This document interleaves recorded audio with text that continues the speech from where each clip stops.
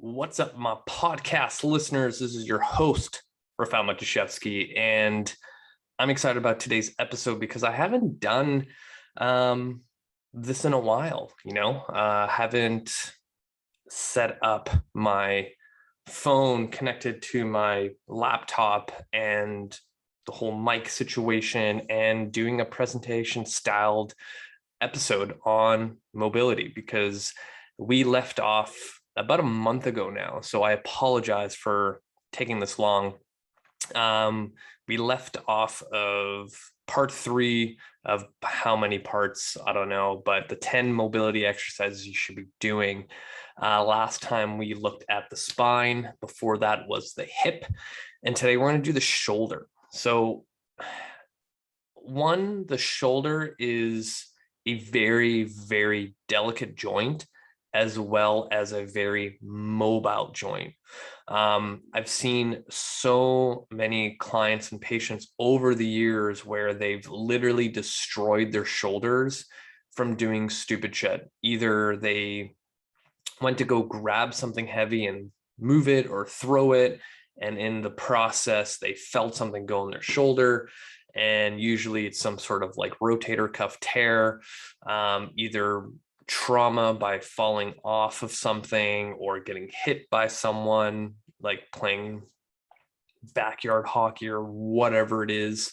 The shoulder takes on a lot of damage, and there's not a lot of stuff muscular that protects it, so it's quite vulnerable.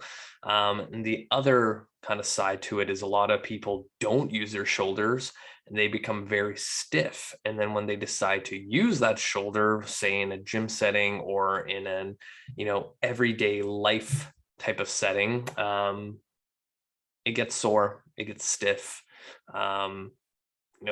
Typically what I see is, the person that sits at a desk all day ends up going to the gym. They start pressing overhead or just pressing in general because that's all they really know is, bench press, bicep curls, things that will kind of put those shoulders in vulnerable positions and make things worse. So shoulders tend to get a lot of attention in clinics and in kind of the rehab space when it comes to training. I would say it's probably one of the most common injuries as the lower back, which we kind of covered in previous episodes. So we're going to spend at least 30 minutes kind of looking over what to do.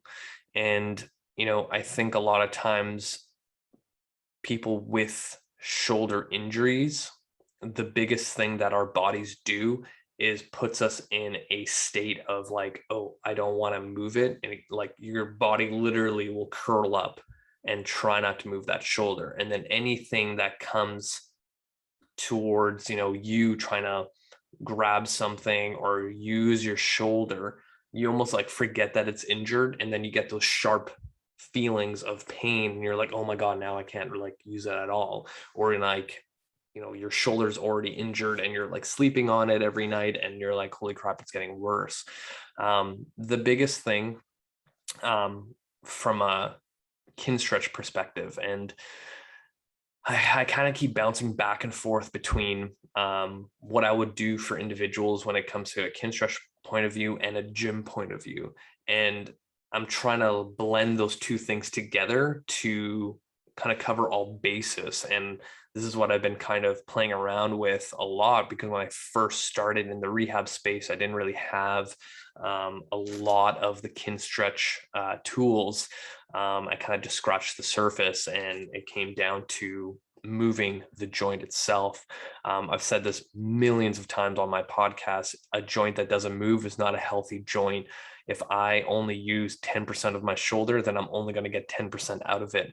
And when it comes to an injury, our nervous system is the emergency brake that keeps you safe. But if I can promote movement in a pain-free range of motion, it tells our nervous system that it doesn't have to be like this all the time, right? So a lot of the shoulders that I see, it's getting past that inflammation stage, constant reinforcement to the nervous system that things are moving and feeling better than they actually think. And then over time, you regain that range of motion. And a really good example lately is I've been working with an individual dealing with the rotator cuff tear to a point where they couldn't, put a shirt on or tie their hair up and things like that. And I would say after 3 times, probably 3 times after seeing me, they were able to do it. And a lot of it is just a neurological lock that your body places to protect you. And that's not a bad thing, but over time, it affects your day-to-day life. And I think once you get past that response of protection, that's where true magic comes. And I'm not saying that, you doing the exercises I put in here, after 3 times doing them, your shoulder's going to get, back to normal, because every time I have a new person come to me, I do a thorough assessment to figure out what I need to work on. I get messages all the time on Instagram like, hey, my shoulder hurts, what should I do? Like, you got to give me more than that. And I usually tell people, step 1, have you seen a physio, chiro, RMT, any sort of medical professional? And usually the answer is like no, or they have been and nothing's working. So I need a lot more information. Like, I need to see how your shoulder moves, first of all, before I can like give any question. And it's just interesting that a lot of people will come to me and be like, hey, my hip hurts, what can I do to make it better? It's like, that's like me asking you like, hey, I want to, I don't know, make $1 million. How do I do that? Like, that's a very big question to answer. And like, people can go into so many directions with it. And I just need more information. So these exercises that we're going to go over are from a general sense of what I see that works. And maybe depending on what you're going through with your shoulder, these could be the things that make you worse. Like, straight up, like, I've seen that happen. Like, I will get a very complicated case and all the stuff that I've always done has always worked. And then this person comes in front of me and I use all my tools in my toolbox and none of them work. Like, that shit happens. And then you have to plan accordingly afterwards. But I think the biggest takeaway before we get into the exercises is shoulders get injured so easily. Take care of your shit by moving it and stop doing stupid shit in the gym. I didn't even talk about that, but most of the time, this is actually funny, is like when people come to me with an injury and I do an audit of their workouts, right away, I'm like, there's like 6 red flags in there that if you just eliminated them, guaranteed your shoulder would probably feel 20% better. Because for some odd reason, when it comes to exercise, everyone thinks they can do every single exercise out there without any kind of like prerequisite. The amount of people that come to me with shoulder pain and then I do an assessment on them and I'm like, you have no business pressing overhead. But for some reason, you decide to like grab dumbbells and do push presses that are not even up towards the ceiling. They're like in front of you like this. And you're like, yeah, I don't know why the front of my shoulder hurts. It's like your car has a flat tire and you're like, I don't know why my car is dragging or like going off to one side where the wheel is flat. And then you take it to a mechanic and they're like, just change the tire and everything will be good. Right? So exercise is very similar. Like, if I don't have shoulders that can press overhead effectively, then I should not be pressing overhead. And I've done this with so many people where we take out overhead pressing and add something else in. They're like, oh, my shoulders never felt better. That's all it is. Because at the end of the day, people for some reason are so married to like certain exercises, and all they really need to do is find exercises that work the same muscle without making things worse. And if you really scale it back and start asking the right questions of like, why do you want to do this exercise? People can't give you a direct answer of why they want to overhead press, other than like, oh, I like it because if it's challenging. It's like, well, there is a lot of other exercises out there that are challenging that won't fuck up your shoulders, but that's a whole nother thing. So screen share, let's do this thing. Okay, Come on. It's like I've never done this before. All right. Close that up. Let's get me a lot bigger. So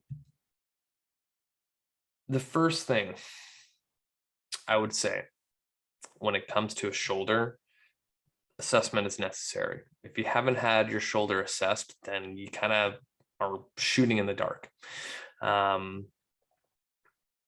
For me, I utilize the shoulder car not only for a rehab exercise, but a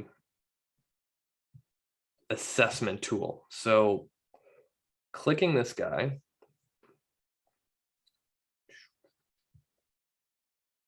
like we've gone over shoulder car. So this is a typical example of a shoulder going through all the ranges of motion that is designed to. So if you can look, when I do this, look at how my shoulder moves interdependently from everything else in my body. There is no compensation, but when I get someone to do this for their first time, their entire body decides that it needs to move in order for this to move, which is not what we want. So when I put someone through a shoulder car, I'm looking at what their compensation patterns are in certain like zones. So if I know on this next rep, as they're coming into shoulder flexion and say, you know, their elbow breaks or their wrist does something weird, their fingers move, then I know that in shoulder flexion, when we come up, there is some sort of compensation pattern and I need to work on that. And then say, as we go into abduction and start going into internal rotation where we're rotating, at this point, there's so many people's shoulders that will pop up like this in order to get into that internal and extension piece right there. So that gives me more clues constantly. And this also will show me if there's any painful patterns. Like if I could find someone, I don't know, as they rotate in an abduction and they're like, oh yeah, this is hurting, then now I can almost like pinpoint what muscle might be affecting that movement pattern. So the shoulder car is one of those things that I will work with everyone, but it may look a little bit different. So saying that example that as I'm coming up and the person starts rotating here and they're like, yeah, I feel pain, then where this hand is like behind me as I'm trying to rotate in, I'm going to take 2 inches off to here. Actually, so you guys can see. So if I feel pain as I rotate here, I'm going to tell the person, okay, well, if we know that this is a painful pattern, what happens if we go from this position here to here a little bit closer and then rotate? Still hurts, then let's move it even closer, rotate, no pain, okay, can continue.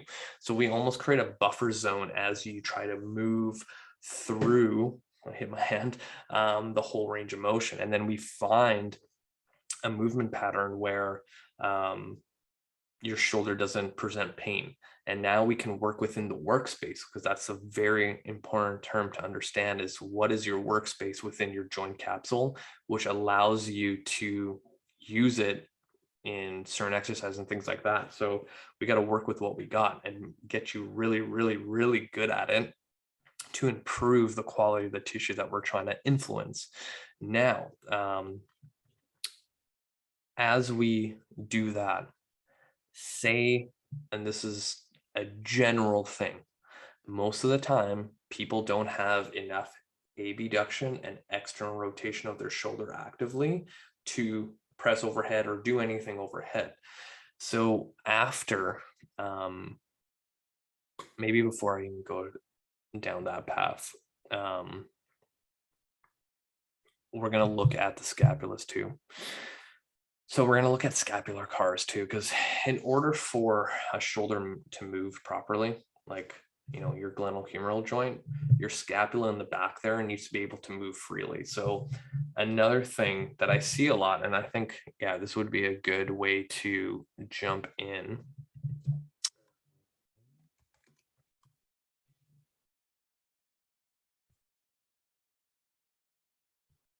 Look at this one.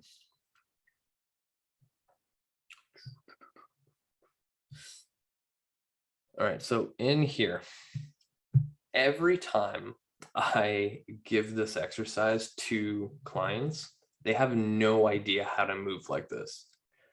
Number one, I tell people, like, think about you drawing a circle with your shoulder blade.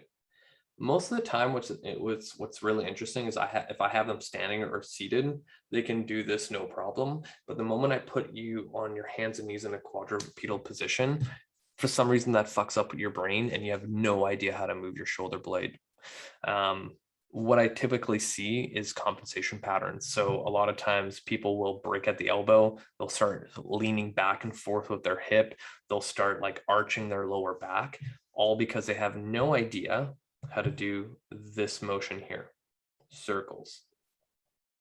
Right. And I'm literally speaking to people saying in this online class that I filmed myself doing, not to move through those hips, but big circles like that, and then reversing it.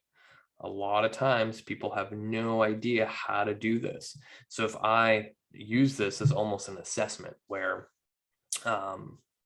one, I know you have pain in shoulder cars, and that's like a standard of what a human being should do, and you have no control over your scapulas, it's kind of like common sense that, maybe if I work on those two things and clear those up, probably all the other shoulder stuff is going to fix itself.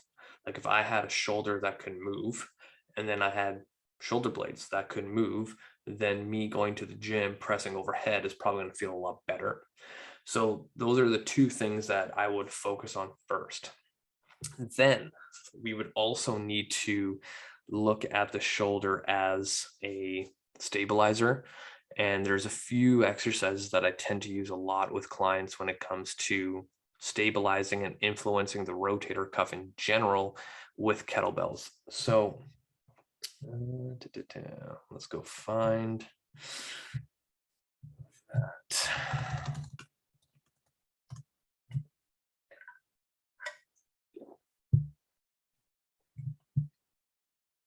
Okay, here we go.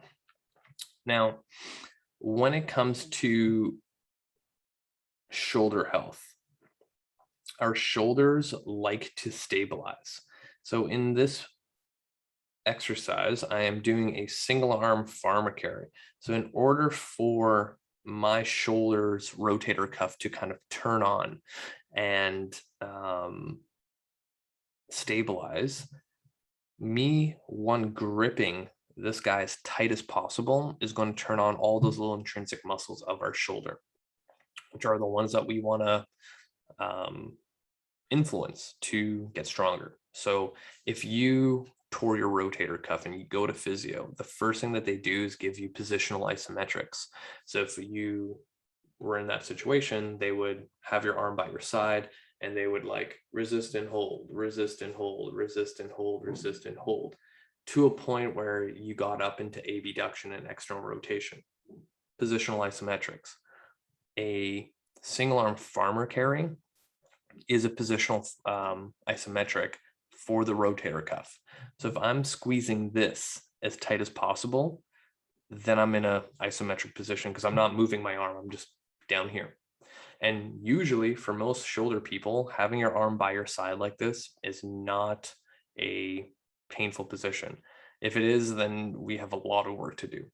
Now, the other thing that you may not see in this, the kettlebell is not touching my leg as I'm walking. So the moment I push it out a little bit into abduction, and also sometimes what I'll do is rotate externally a little bit, and you can kind of see it like it's not perfectly straight. It's out a little bit just like this to get all the rotator cuff muscles activated. So once I get people doing this, this kind of makes them feel like, okay, my shoulder feels okay in this position, it's getting stronger and things like that. And it also kind of gives confidence, because another thing that most people don't talk about when it comes to coming off an injury is a mental piece to it. Like I've seen so many times where I've had people come in for kin stretch and they've been to physio, chiro, massage, injection this, injection that, and nothing seems to work. And then they come to me and I do their first kin stretch session. And then when I follow up with them, I'm like, how did it go? Did anything feel worse? Like, give me some like idea of how you're feeling. And every single one of them are like, oh my God, seeing huge improvements. Like when I do this thing, it doesn't hurt anymore. And like, honestly, this is like the best thing ever.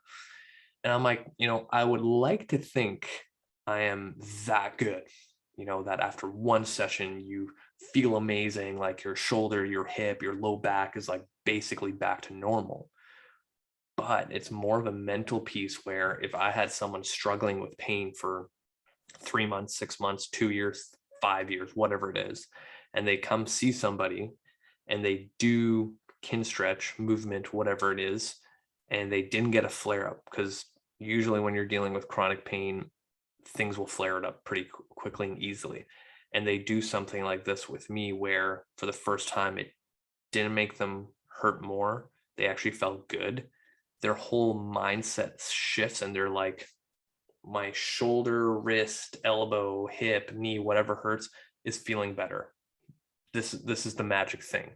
And then their mindset has shifted in that direction, and they're actually going to see success a lot faster, because our brains have a huge influence on our success and everything we do in life, especially when it comes to pain. But that's another thing that we don't have time to get into. But the other kettlebell exercise I really want to get into is the arm bar.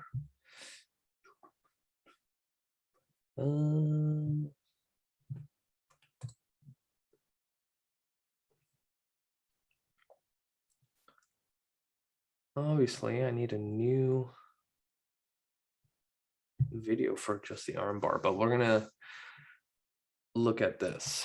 So the kettlebell arm bar is similar to the Turkish get up, but we roll over on our side and we literally just chill here. So I'm going to pause it here because there's an added thing and we can also talk about that too. So in this position, because my eyes are not looking at the kettlebell, I don't know where it is in space and time. So I'm literally stabilizing so it doesn't fall this way or wherever it's going to go. And I'm trying to suck my shoulder into position, and I'm just like squeezing, because the moment I squeeze, it kind of sends a signal to all the shoulder stuff to be like, okay, we have a weight, we need to stabilize it, don't let it fall to make things worse.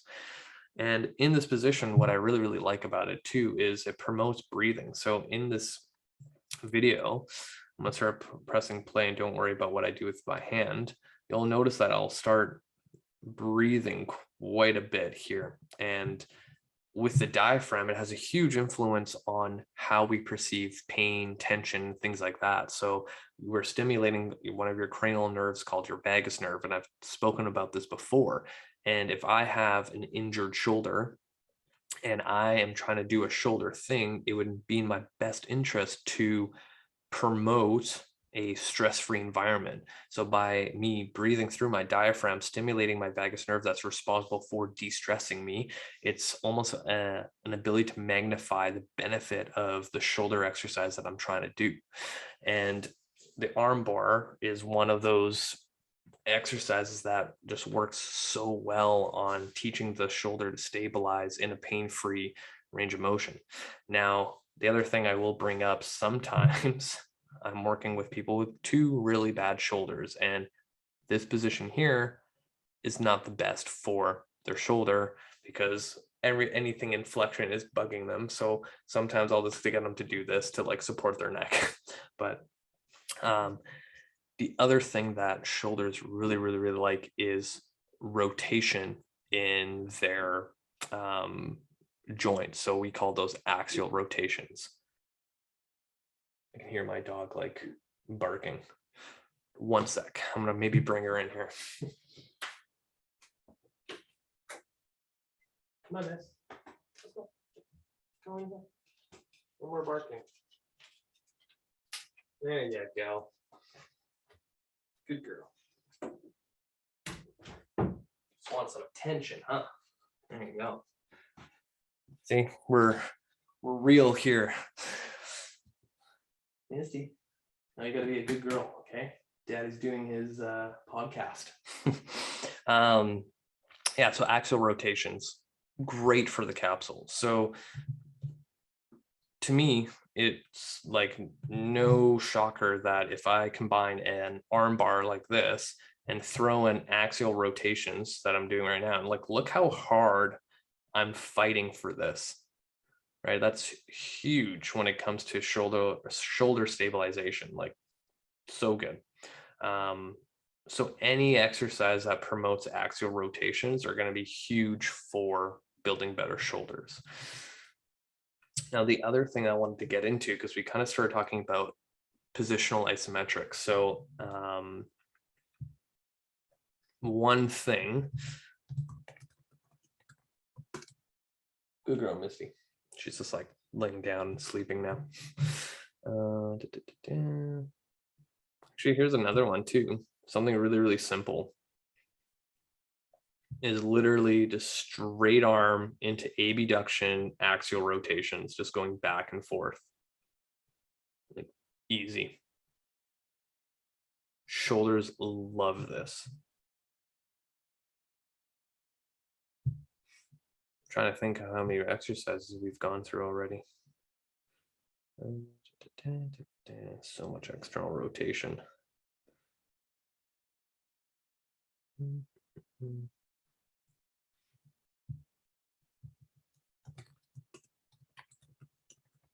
Sorry, guys. Here we go. This is exactly what I was looking for. So in Kinstretch terms, whenever I have someone that's limited in a certain range of motion and is even painful in it, then I want to make them as strong as possible, pain-free in that position. So most shoulders lack abduction with external rotation. So what I would do is try to get that person in that position. So in this case, what I'm doing is I'm going into shoulder abduction in external rotation with this dowel. So the dowel, the more I rotate it, it'll put me into more external rotation. And what we would do is hold this for 2 minutes. I'm not going to go into the whole science of why we're holding it for 2 minutes. I've said this multiple times on my podcast. So if you have questions, just feel free to reach out. But after we hold this, we're going to do positional isometrics, AKA pails and rails. So now I'm pushing into the hand, my hand into the dowel. And again, it's not going anywhere because it's pinned down to the ground. After the contraction, I'm going to try to get a little bit more into the new acquired range. And then I'm going to do a rails contraction where I'm going to try to get this hand off of the dowel as hard as possible. So now we're doing both sides of the joint to get more external rotation. So one, we're kind of tapping into our nervous system. Two, we're also influencing the tissue that needs work that will eventually improve over time. The big thing here, the big takeaway is that the moment I do something like this, then I want to kind of reinforce in the nervous system that that's my new normal. So something that I would do after this is just working on that position and movement that I just did. And if I can find it here.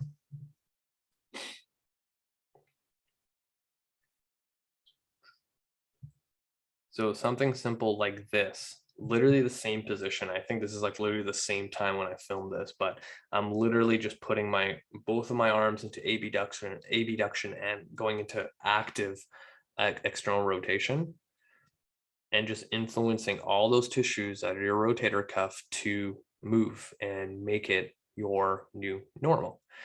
So if I had to kind of create a little shoulder program, and maybe what I'll do is stop the screen share and it's just me, because we did shoulder cars, we did scapular cars. What did we do after that? Farmer carry, single arm. We did arm bar. We did axial rotations. We did just body weight axial rotations. We did the pails and rails for shoulder external rotation with abduction, and then prone lift off. So 8 exercises, but I think you have a lot to work with. So if I were to kind of put this into a program, shoulder specific warm up, recovery day, whatever it is, I would do shoulder cars as my kind of before my assessment to see how it feels. And then I would do the half kneeling, what's it called? The half kneeling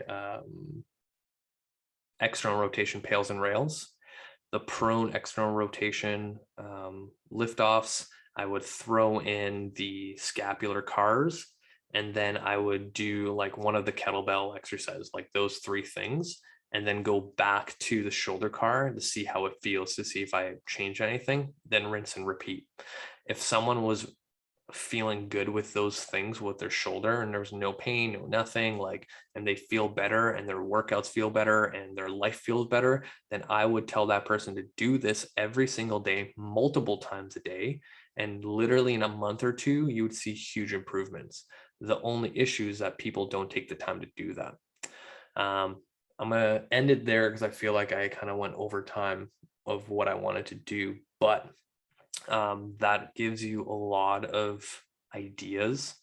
If your shoulder hurts with any of these, highly recommend that you don't do them and go find a good therapist to help that shoulder. If you have any more questions on shoulder stuff, feel free to reach out. I have a lot of experience when it comes to hurt shoulders and painful shoulders and you name it. But that's it for me, you guys. Thank you so much for listening. Add me on Facebook, add me on Instagram, and subscribe to my YouTube channel. We're almost at 500 subscribers, which is huge. I think we're at 462. We've been growing quite fast. And you know, if you're already subscribed, like, comment on one of my videos, like it, so then I can get pushed up in that YouTube algorithm so people can find me, because I post a lot of good info. And till next time, you guys, thank you.